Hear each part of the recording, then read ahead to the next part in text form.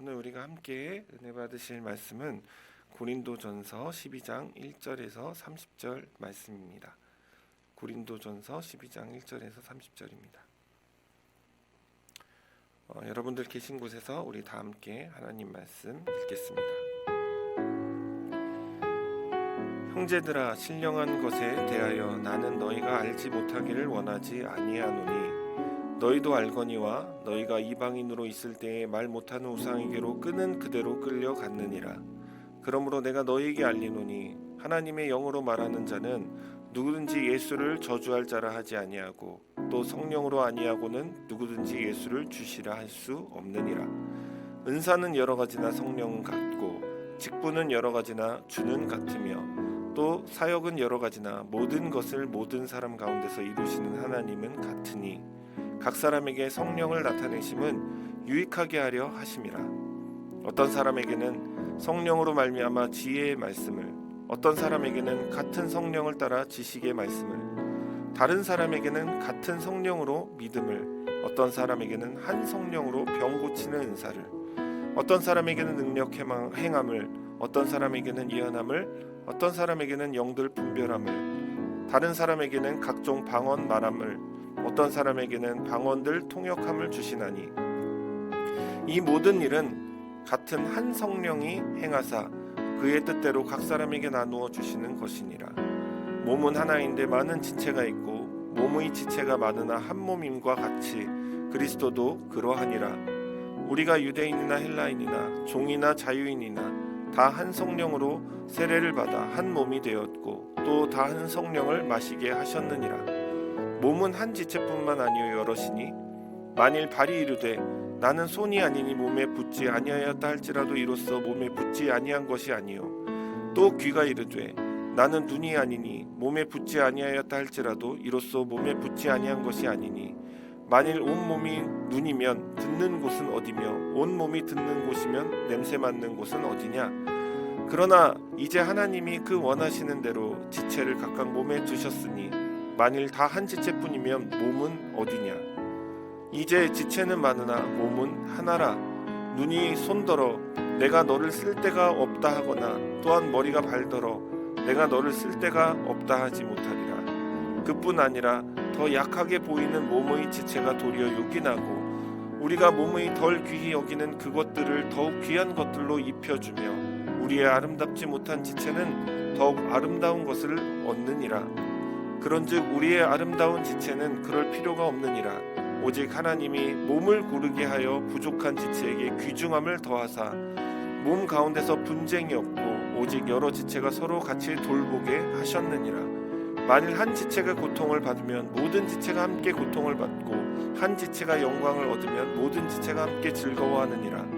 너희는 그리스도의 몸이요 지체의 각 부분이라.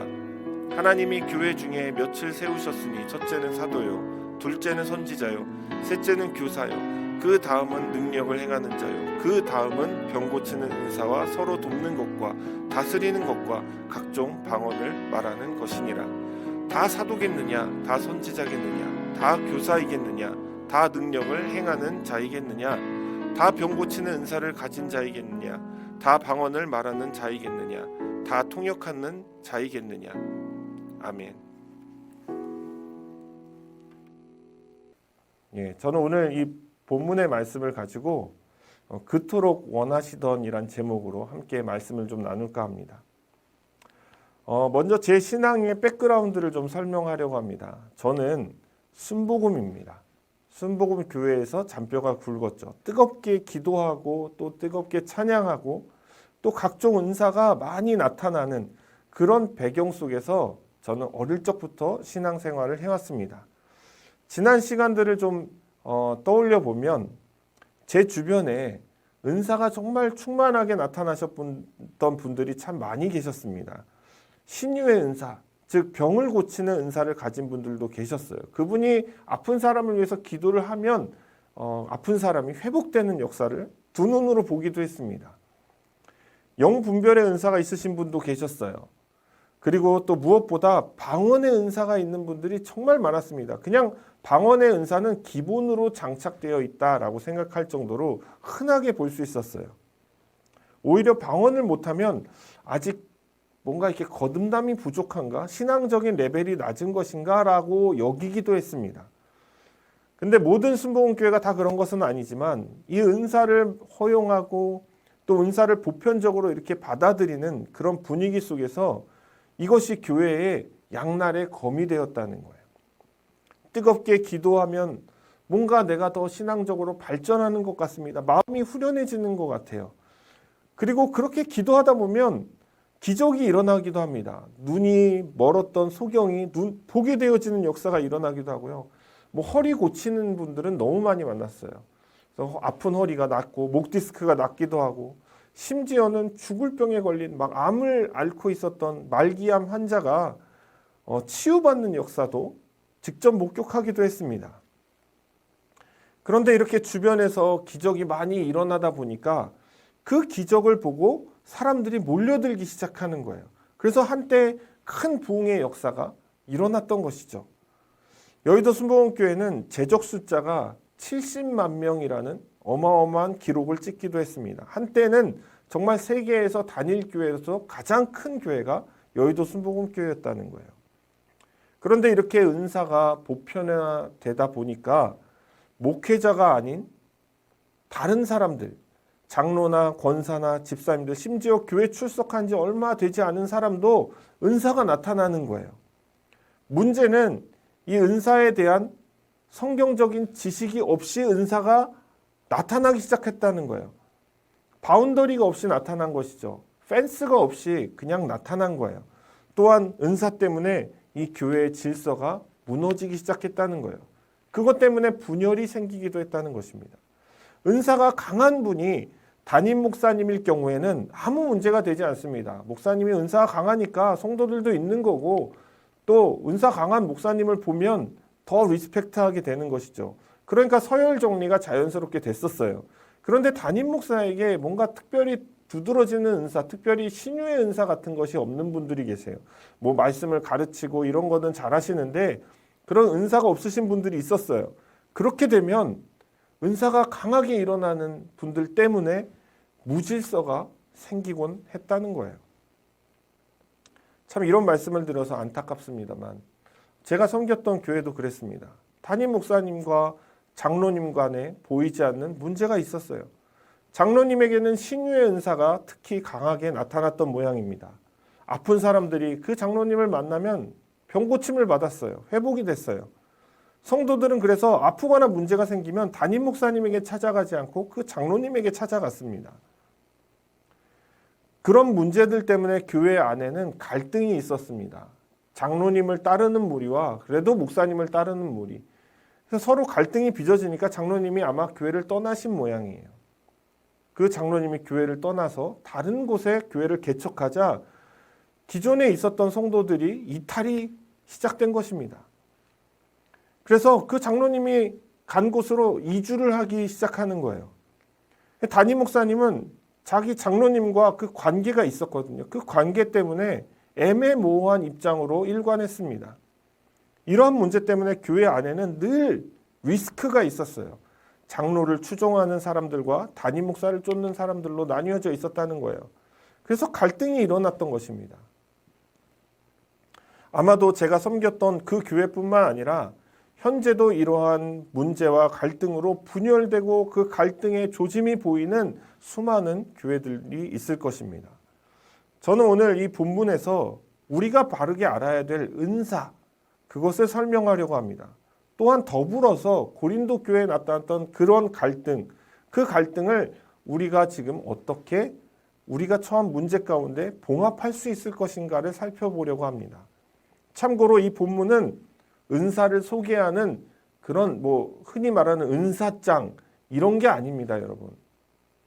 은사의 어떤 중요성을 말하려는 것도 아니에요. 바울은 그런 말을 하려고 한 적도 없어요. 이 점을 분명히 아시고 오늘 본문을 함께 풀어나가도록 하겠습니다. 고린도 교회는 오늘날 순복음교회 그 이상으로 은사가 굉장히 보편적으로 일어났던 교회였습니다. 신약의 초대교회 여러 교회들 가운데서도 많은 교회들이 다 은사가 나타났지만 고린도 교회만큼 이렇게 무질서한 가운데 드러나지는 않았죠. 이 무질서함 가운데 은사가 난무하는 가운데 분열과 갈등으로 이어진 것입니다. 누구의 은사가 더 나은 것인가 판단하기도 했고요. 또 은사가 많은 사람들을 중심으로 세력 다툼이 일어나기도 했습니다. 무엇보다 이러한 현상은 사도 바울까지 무시할 정도로 그 무질서가 극에 달했다는 거예요. 바울은 이러한 은사에 대한 바른 인식을 갖기를 원했습니다. 그래서 1절에서 바울은 이렇게 말하고 있죠. 형제들아 신령한 것에 대하여 나는 너희가 알지 못하기를 원하지 아니하노니. 여기서 바울이 말하는 신령한 것이라는 것은 고린도 교인들 너희가 생각한 그 은사가 아니야. 그게 아니고 은사 자체를 신령하다고 여길 것이 아니라 바울이 말하려는 신령함은 바로 이런 것이야 라고 말해주는데요. 2절부터 한번 보겠습니다. 너희도 알거니와 내가 이방인으로 있을 때에 너희가 이방인으로 있을 때에 말 못하는 우상에게로 끄는 그대로 끌려갔으나 그러니까 죄인으로 있을 때에는 그냥 우상에게 끌려가는 존재였다는 거예요. 죽을 수밖에 없는 존재였다는 거예요. 아무 의미 없는 존재였다는 거예요. 그러므로 내가 너희에게 알리노니 하나님의 영으로 말하는 자는 누구든지 예수를 저주할 자라 하지 아니하고 또 성령으로 아니하고는 누구든지 예수를 주시라 할 수 없느니라. 그러니까 바울이 말하려는 신령함이란 바로 성령 그 자체인 것입니다. 은사는 성령 사역 가운데 부수적인 것이죠. 성령의 주된 사역은 무엇이냐? 바로 예수를 증거하는 거예요. 오늘 우리가 방금 읽었던 3절 말씀처럼 누구든지 성령이 아니하고는 예수를 주시라 할 수 없느니라. 이 고백이 나와야 된다는 거예요. 그리고 하나님의 영, 즉 성령을 통해서 예수를 주로 고백하는 것이 주된 사역이므로 은사가 신령한 것이 아니다라는 것을 말해주는 것이죠. 많은 은사주의자들, 은사를 사모하는 사람들은 은사와 성령을 같은 것이라고 생각을 합니다. 은사가 나타나면 성령의 역사가 강하게 나타나고 있다라고 그 바로미터처럼 말을 한다는 거예요. 그러나 성령의 역사는요, 무엇에 포커스가 맞춰져 있냐? 구원의 역사에 포커스가 맞춰져 있다는 거예요. 구원을 위해서 있는 거예요. 예수를 주로 고백하게 하는 그 역할이 주된 사역이므로 거기에 포커스가 맞춰 있는 거예요. 그러므로 성령이 강하게 역사한다, 성령의 역사가 강하게 일어난다라고 할 때에는 그곳에 구원의 역사가 강하게 일어날 때 그런 말을 할 수가 있게 되는 것입니다. 고린도 교인들도 이 성령을 은사로 오해를 했습니다. 그래서 바울은 이 점을 바로 잡아준 것이죠. 그리고 이제 바울은 은사가 무엇인지에 대해서 분명하게 가르치기 시작합니다. 저는 이 신학교 다닐 때 한 세대를 다녔거든요. 오순절 신학교입니다. 그래서 오순절 신학이라는 과목도 있었어요. 그래서 제가 그 과목을 수강하게 되었습니다. 그런데 교수님과 함께 이제 수강을 하면서 교수님이 고린도전서 12장 은사에 대해서 가르쳐 주겠다면서 고린도전서 12장 말씀을 하셨어요. 당시 교수님은 은사는 이런 것, 그리고 고린도전서에 나온 것은 총 9가지 은사다라면서 은사를 가르쳐 주셨습니다. 그러나 여러분, 바울이 말하려는 것은 은사의 다양성, 은사의 종류, 은사의 기능을 설명하려는 게 아니었어요. 아마도 이 본문 속에서 바울이 은사의 경중을 말하려는 어떤 시도나 은사를 소개하려는 모습을 여러분 찾아보실 수가 없을 것입니다. 바울이 은사를 나열한 이유가 있어요. 그것은 그가 은사를 쭉 이야기하면서 반복하는 말이 있었습니다. 그것이 이 은사를 9가지 은사를 나열한 목적이라는 거예요. 한번 4절부터 한번 읽어볼 테니까 여러분들 잘 찾아보시기 바랍니다. 은사는 여러 가지나 성령은 같고 직분은 여러 가지나 주는 같으며 또 사역은 여러 가지나 모든 것을 모든 사람 가운데서 이루시는 하나님은 같으니 각 사람에게서 성령을 나타내심은 유익하게 하려 하심이라. 어떤 사람에게는 성령으로 말미암아 지혜의 말씀을, 어떤 사람에게는 같은 성령을 따라 지식의 말씀을, 다른 사람에게는 같은 성령으로 믿음을, 어떤 사람에게는 한 성령으로 병 고치는 은사를, 어떤 사람에게는 능력 행함을, 어떤 사람에게는 예언함을, 어떤 사람에게는 영들 분별함을, 다른 사람에게는 각종 방언 말함을, 어떤 사람에게는 방언을 통역함을 주시나니 이 모든 일은 같은 한 성령이 행하사 그의 뜻대로 각 사람에게 나누어 주시는 것이니라. 자, 여러분 무엇을 보셨나요? 아직도 이것이 은사의 종류를 나열한 것으로 보이십니까? 바울이 계속해서 반복하고 강조하면서 이야기하고 있는 것은 그 은사가 어디로부터 나왔냐 이 말을 하는 거예요. 한 성령이라는 거예요. 한 성령. 이 은사는 더 강한 성령이 주고 이 은사는 더 약한 성령이 준 것이 아니라 한 성령이 목적을 따라서 각자에게 베풀어 주신 거라는 거예요. 한 성령으로부터 나온 거예요. 근데 왜 은사를 가진 사람들끼리 서로 분쟁을 하냐 이거죠. 4절에서는 은사가 여러 가지나 성령은 같다라고 말을 하고 있죠. 다양한 은사도 결국에는 한 성령 안에서 일어나는 역사라는 것입니다. 5절에서는 직분이 여러 가지나 주는 같다 이런 것처럼 말하는 것이죠. 교회에 다양한 직분이 있지만 결국 교회의 모든 직분은 주님을 섬기기 위해서 한 주님을 섬기기 위한 것이죠. 교회에서 주 외에 다른 자를 섬길 수가 없는 것입니다. 6절에서 사역은 다양하다고 말을 하고 있어요. 그러나 그 사역을 이루시고 성공시키시고 그 사역을 이끌어 가시는 분은 오직 하나님 한 분밖에 없다는 것을 말하고 있는 거예요. 7절에서는 각 사람에게 이토록 은사를 주신 이유는 유익을 위해서 주신 거예요. 다툼을 위해서 주신 것이 아니라. 9절에서 10절은 모든 은사가 나오는데 다 성령으로 말미암았다라는 것을 강조하는 것입니다. 성령으로 말미암아 지혜도 나오는 것이고 성령을 따라 지식도 나오는 것이고 각종 병 고치는 은사, 방언 모든 것이 성령으로 말미암아 나왔다는 것입니다. 그러므로 모든 은사의 기원은 바로 성령님이시고 그 성령께서 각자 필요에 따라 유익을 위해서 공급해 주셨다는 거예요. 바로 한 성령께서 주셨다는 것을 말하는 것입니다. 그런데 고린도 교인들은 그것이 나의 능력이라고 착각을 했어요. 그리고 사람들이 선호하는 은사, 그 은사를 가진 사람들을 중심으로 분열과 다툼이 벌어졌다는 거예요. 병 고치는 은사 여러분 있으면 너무 좋죠. 아픈 사람에게 손을 대면 낫습니다. 얼마나 유용합니까? 병원에 갈 필요도 없는 거예요. 그러니까 그렇게 유용한 은사를 가진 사람들 주변으로 모이는 겁니다. 뭔가 신령한 말을 하고 뭔가 영적으로 뭔가 파악을 해서 그 사람의 내면을 꿰뚫어 보고 이렇게 하는 은사가 있는 사람들 앞에 줄을 서는 거예요. 왜냐하면 두려우니까. 제가 처음에 이제 신학교에 들어가서 1학년 때 96학번 MT를 갔습니다. 그래서 저쪽에 인천 쪽에 소사라는 곳이 있어요. 거기 어떤 기도원에 갔어요. MT를 이제 신학생들은 그런 기도원으로 갑니다. 뭐 술 마시고 그러는 게 아니니까. 예, 그래서 이제 순복음이니까 순복음이잖아요. 순복음의 아이덴티티는 뭐에 있습니까? 예, 통성기도에 있는 것이죠. 그래서 기도원이고 또 순복음교회 이 신학생들 96학번 파릇파릇한 아이들 얼마나 열정을 가지고 기도를 했겠습니까? 기도를 막 몰아서 하기 시작하는데 저도 그 당시에 뜨거웠잖아요. 지금도 물론 뜨겁습니다만 흔히 말하는 순복음에서 말하는 그 뜨거움이 있습니다. 그 뜨거웠어요. 그래서 저도 방언하면 좀 방언으로 방구 좀 끼는 사람이었거든요. 근데 제가 거기에 가니까 제 소리가 묻히는 거예요. 제가 아무리 소리를 질러서 기도를 막 쥐하고 막 목이 터져라고 방언을 해도 옆에서 있는 어떤 자매가 방언을 세게 하는데 그게 귀에 계속 꽂히는 거예요. 그래가지고 그것 때문에 내 기도가 안 돼요. 집중이 안 되는 거예요. 그 사람 방언이 또 얼마나 현란한지 그 자매의 방언을 이겨보려고 막 목이 터져라고 외쳤지만 제 목만 쉬었어요. 그래서 나중에는 포기하고 그 자매가 하는 방언을 그냥 이렇게 듣고 고개만 끄덕이다가 기도 시간 끝내고 나온 적이 있습니다. 그때 이런 생각이 들더군요. 아, 저 자매보다도 내가 기도를 빡세게 못하는데 저 자매를 기도로 못 이기는데 무슨 목회를 하겠나 이런 생각이 들더라고요.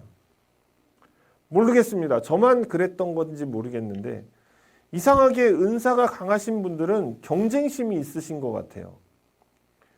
교회는 하나가 되고 연합되어지고 또 양보하고 서로 사랑을 나누는 그런 곳이어야 되는데 경쟁심이 있어요. 자꾸 교회 안에서 경쟁을 한다는 거예요. 이건 컴피티션이야 이런 거예요. 그래서 지금 와서 생각해 보면 정말 무지했다. 이 은사를 가지고 경쟁을 한다는 것은 정말 무지한 것이다. 내가 더 뛰어난 은사, 내가 더 기도 빡세게 하고, 내가 더 목청 커가지고 방언으로 다른 사람 눌러버리고, 이런 생각을 한다는 것 자체가 여러분 전혀 성경적이지 않다는 것이죠. 근데 그때는 그런 생각을 했어요. 무지하기 때문에. 바울도 고린도 교인들이 분열과 다툼 속에서 은사를 경쟁하듯 대하는 이 자세를 어떻게 설명하고 있냐면 비유를 통해서 설명하고 있어요. 12절부터 보면 몸은 하나인데 많은 지체가 있고 몸이 지체가 많으나 한 몸과 같이 그리스도도 그러하니라. 여러분, 사람도 신체 구조가 복잡하죠. 여러 가지 이 장기들이 모여서 하나의 신체를 이루고 있습니다. 의학적인 접근을 굳이 하지 않더라도 여러 가지 지체들이 한 몸을 이루고 있는 것을 우리는 알 수 있습니다. 다만 이 다양한 부분들이 한 몸을 이루고 있는 것처럼 그리스도의 교회도 이와 같이 다양한 사람들이 한 몸을 이루고 있는 것이다 라고 바울이 설명하고 있는 것이죠.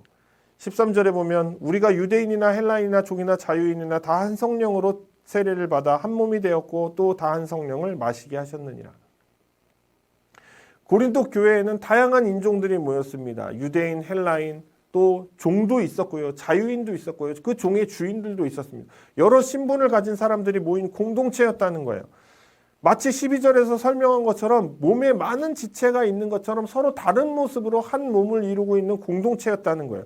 그러나 그들의 출신 성분과 상관없이 그들 모두 한 성령을 통해서 세례를 받았다라는 것을 말하고 있는 것입니다.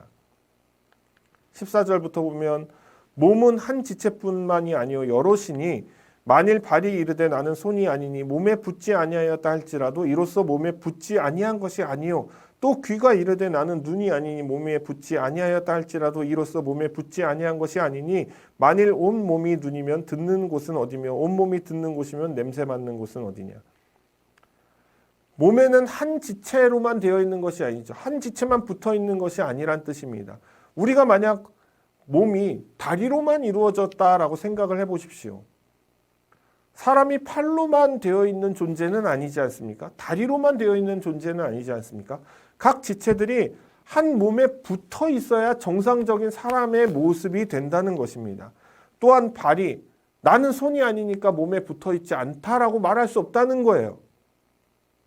귀가 나는 눈이 아니니까 몸에 붙어 있는 게 아니야 라고 말을 할 수 없다는 것입니다.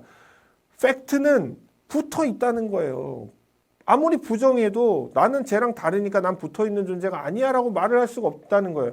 헬라인이 나는 유대인이 아니니까 나는 예수님께 속한 자가 아니야. 난 교회가 아니야. 교회 공동체의 일원이 아니야 라고 말을 할 수가 없는 거예요. 종이 주인과 함께 그 집에서는 겸상하지 못할지라도 교회에서는 함께 밥을 식탁 테이블에 앉아서 먹을 수 있어야 된다는 거예요. 그게 한 몸이라는 거예요. 다르지만 출신이 다르고 성분이 다르지만 그러나 하나가 될 수가 있어야 된다는 거예요. 거기에서 떨어져 있다는 것은 부정할 수 없는 사실이라는 거예요. 18절부터 보면 그러나 이제 하나님이 그 원하시는 대로 지체를 각 몸에 두셨으니 만일 다 한 지체뿐이면 몸은 어디냐? 이제 지체는 많으나 몸은 하나라. 눈이 손더러 내가 너를 쓸데없다 하거나 또한 머리가 발더러 내가 너를 쓸데없다 하지 못하리라.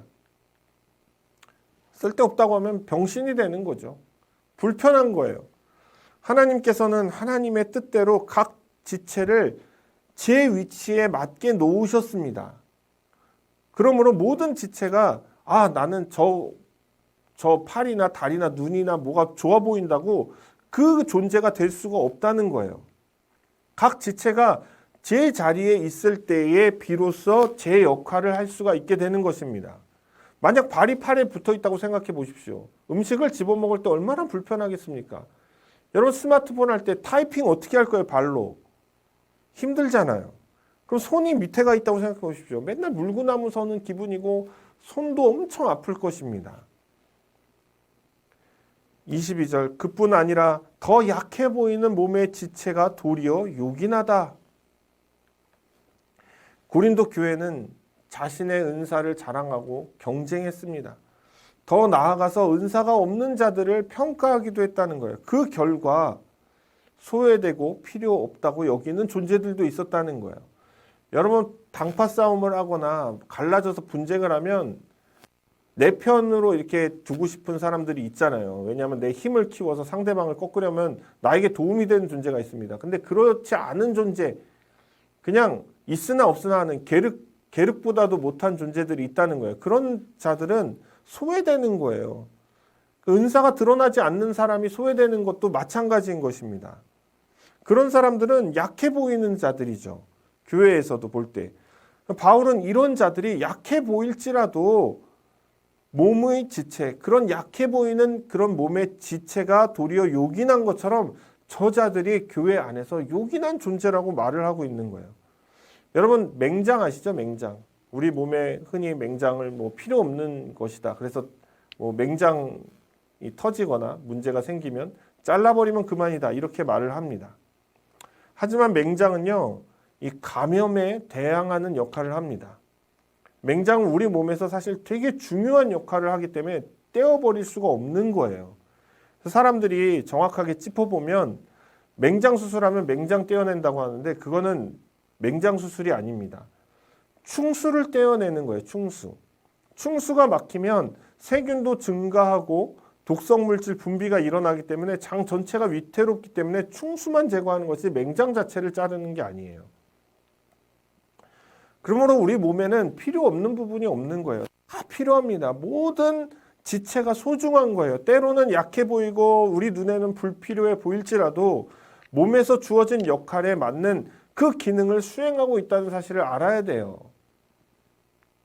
23절에 우리가 몸의 덜 귀히 여기는 그것들을 더욱 귀한 것들을 입혀주며 우리 아름답지 못한 지체는 더욱 아름다운 것을 얻느니라. 여러분 여기서 바울이 덜 귀히 여기는 것에 대해서 귀한 것들로 입혀준다라는 표현을 합니다. 이 표현을 원어 그대로 이해를 하면 더 와닿습니다. 여러분 목욕탕에 갔는데 빨개 벗고 샤워를 하고 있는데 불이 났다고 생각해 봐요. 그럼 밖으로 대피하는데 수건이 한 장밖에 없어요. 그럼 여러분 어디를 가리시겠습니까? 나는 얼굴을 가리겠다 하시는 분. 나는 몸의 중요한 부위를 가리겠다 하시는 분. 선택은 여러분에게 맡기겠습니다. 23절의 그 원어적인 표현을 좀 살펴보면 그렇습니다. 몸에 가장 수치스러운 부분이 있습니다. 우리가 벌거벗었을 때 제일 가리고 싶은 부분이 있다는 거예요. 뭐 남자는 뭐 여기 밑에가 될 수도 있고 여자는 뭐 이렇게 가릴 수도 있겠죠. 아무도 벌거벗은 상태에서 자신의 수치스러운 몸을 그대로 방치할 사람은 없다는 거예요. 여러분 아담과 하와가 죄를 짓고 수치를 알게 됩니다. shame. 그래서 몸을 가리죠. 근데 무화과 나무 잎으로 가립니다. 얼마 지나지 않아서 다 시들어서 없어지죠. 그때 하나님께서 동물의 가죽을 입혀주시는 거예요.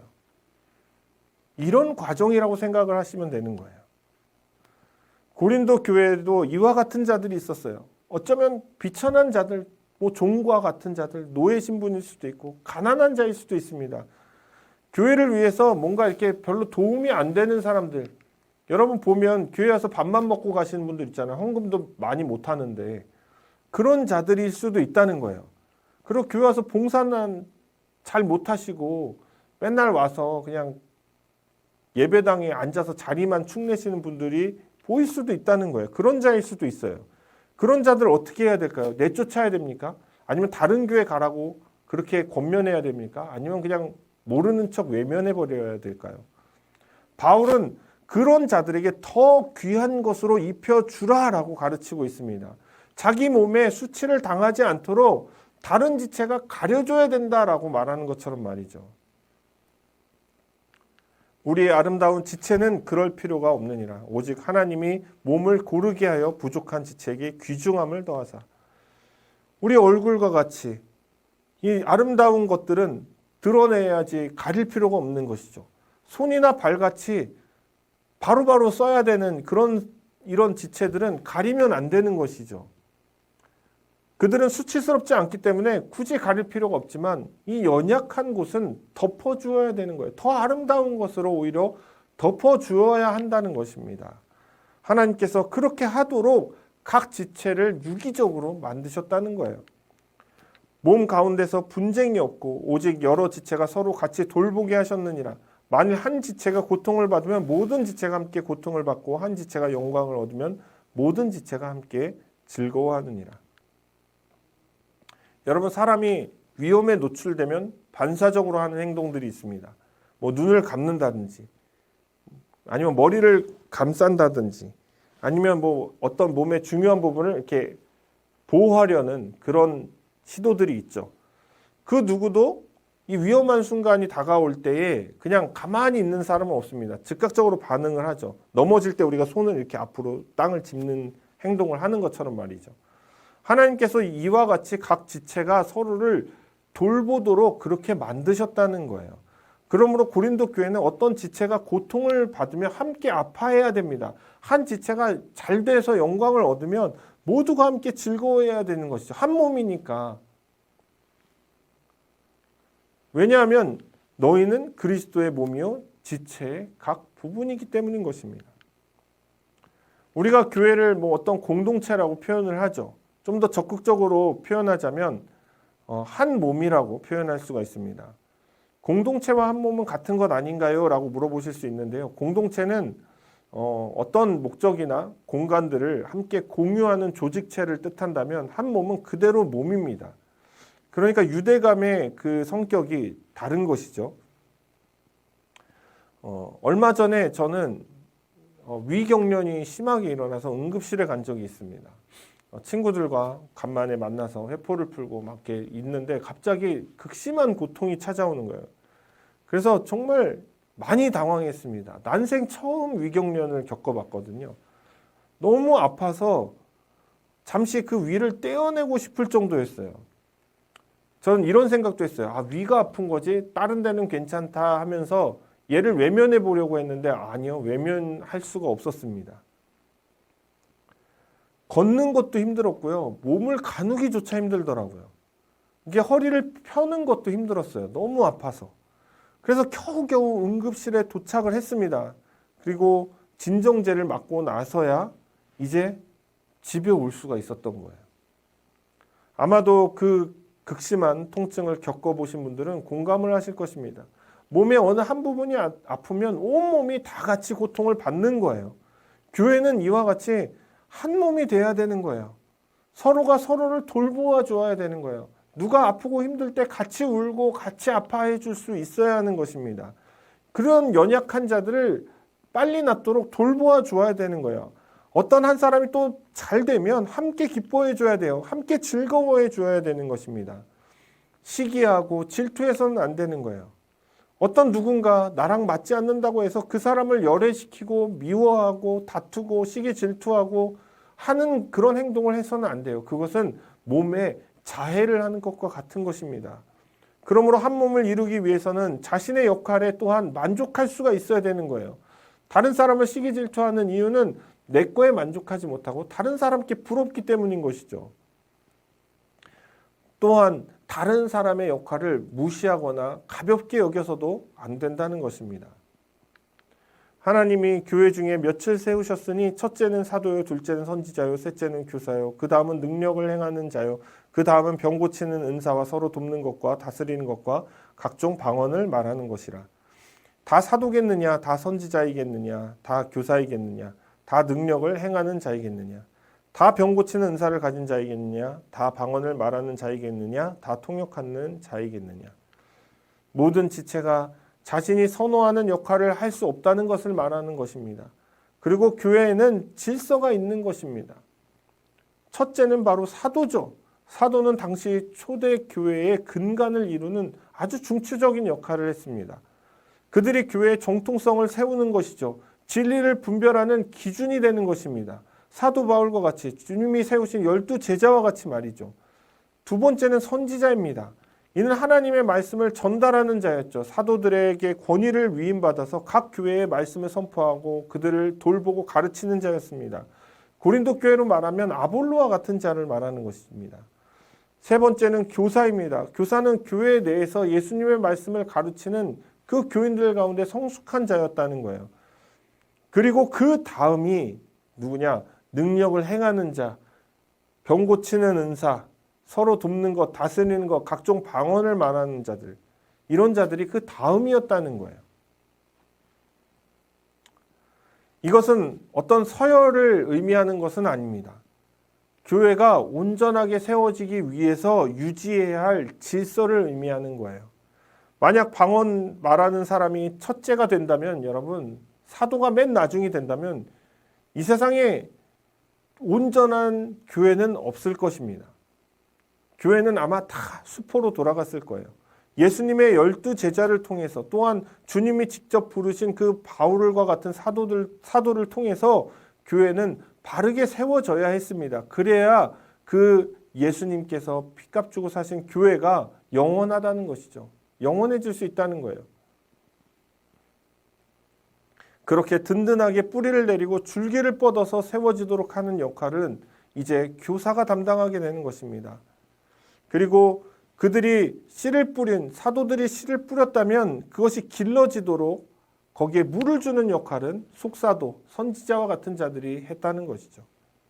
은사는 사실 2차적인 것에 해당하는 것입니다. 좀 더 공격적으로 표현해 보자면 모든 은사가 꼭 교회에 반드시 필요한 요소는 아닐 수도 있다는 것입니다. 결론을 맺으려고 합니다. 사랑하는 여러분, 저는 서론에서 성경 안에서 은사를 바르게 이해해야 한다라고 말씀을 드렸습니다. 그리고 은사와 같은 것들로 인해서 분열된 교회가 하나 되어야 하는 그 당위성과 그 방법을 알아보자고 말씀을 드렸습니다. 첫째로 우리는 은사를 자신의 능력이라고 착각해서는 안 되는 것입니다. 은사는 오직 성령으로부터 기인하고 있습니다. 또한 은사로 인해 세력을 과시할 생각하지 마십시오. 은사는 한 몸을 파괴하는 도구가 되어서는 안 되는 것입니다. 은사는 한 성령으로부터 나온 것입니다. 성령께서 교회를 이롭게 하시기 위해서 주신 것이죠. 이 점을 망각하지 마십시오. 그러므로 은사가 먼저가 아니라 교회 공동체가 하나 되는 것이 먼저인 것입니다. 아무리 내게 뛰어난 은사가 있을지라도 그 은사 때문에 교회가 분열된다면 차라리 은사를 폐기해 버리십시오. 드러내지 마십시오.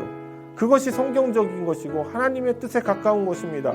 예수 그리스도께서 피값 주고 사신 그 교회를 돕는 일이에요. 은사를 아예 나타내지 않는 것이. 무엇보다 은사를 가진 분들은 좀 겸손하시기 바랍니다. 자신의 사람을 만들려는 그런 시도는 좀 하지 마십시오. 어떤 기도원 원장님은 자기가 고쳐준 사람들의 그 수기를 모아서 책을 내셨어요. 그런데 그 책 내용을 보다 보면 그 항상 말미에 등장하는 게 뭐냐면 뭐 하나님께 감사합니다 이런 건 당연한 거잖아요. 꼭 나를 고쳐주신 원장님에게 감사를 드립니다 라고 적혀 있습니다.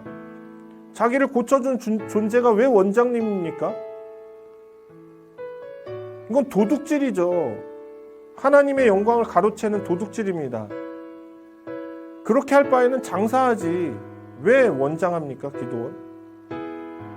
하나님께 모든 영광이 있는 것이죠. 그런 글귀가 있으면 자기가 삭제하고 책 내야 되는 거 아니에요? 여러분, 은사를 바르게 사용하는 방법은 철저하게 자기 자신을 감추려는 시도가 있을 때 가능하다는 거예요. 또한 교회의 질서를 어지럽히면서까지 은사를 사용할 생각하지 마십시오. 질서를 어지럽힌다면 이것은 머리 대신 주님께 도전하는 행위인 것입니다. 사탄적이에요. 하나님의 교회를 욕되게 하는 것입니다. 이 경고를 잊지 마십시오. 둘째로 교회가 하나 되기 위해서는 모든 지체가 서로 돌봐주는 관계가 되어야 되는 것입니다. 아껴줘야 돼요. 보살펴줘야 돼요. 귀하게 여겨야 돼요. 또한 다른 사람의 역할에 질투하고 시기할 것이 아니라 자신에게 맡겨진 그 역할에 충실하시길 바랍니다. 주님이 보시기에 교회에서 스포트라이트를 받는 사람이나 스테이지 뒤에 있는 사람이나 허드렛 일을 하는 사람이나 주님이 보시기에는 다 같은 존재라는 거예요. 결국에는 교회를 세우는 존재이기 때문인 것이죠. 또한 다른 사람의 부족함을 보거든 좀 덮어주십시오. 감싸주십시오. 들춰내고 차별하고 이래서는 안 되는 것입니다. 필요 없는 사람으로 여겨서도 안 되는 것이에요. 치부를 가려주고 서로의 잘됨을 인하여 기뻐할 수 있는 관계로 나아가야 하는 것입니다. 저는 모든 교회들이 이와 같이 한 몸을 이루시기를 원합니다. 지금 계신 그곳에서 예수를 고백하는, 주로 고백하는 자들이 하나 되어서 한 몸을 이루고 하나님께서 그토록 원하시던 아름다운 공동체를 세워나가시기를 주님의 이름으로 축원해 드립니다.